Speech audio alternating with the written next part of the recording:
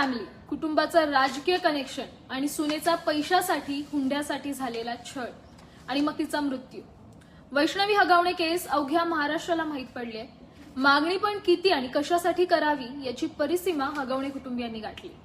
नेमकं वैष्णवीच्या वडिलांनी हगवणे यांना हुंड्यात काय काय दिलं होतं पाहूयात. 55 तोळे सोनं, जवळपास 7.5 किलो चांदी, फॉर्च्युनर कार, 1.5 लाखांचा मोबाईल, चांदीची मूर्ती आणि एवढ्या सगळ्यांनंतर जमीन खरेदी करण्यासाठी 2 कोटींची मागणी. त्यावेळी तिच्या माहेरून पैसे न मिळाल्यामुळे जावई शशांक यांनी घरी जाऊन वैष्णवीला, तुझ्या बापाने मला पैसे दिले नाहीत, तुझ्या बापाला काय भीक लागली काय, मी तुला काय फुकट पोचणार आहे काय, तुझ्या बापाने मला पैसे दिले नाहीत तर मी तुझ्या अख्ख्या खानदानाचा काटाच काढतो, असं म्हणत वैष्णवीला धमकी दिली होती. याबाबत वैष्णवीने माहेरी सांगितलं असल्याचा असा उल्लेख आता FIR मध्ये आहे.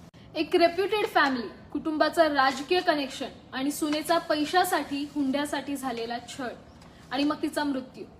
वैष्णवी हगवणे केस अवघ्या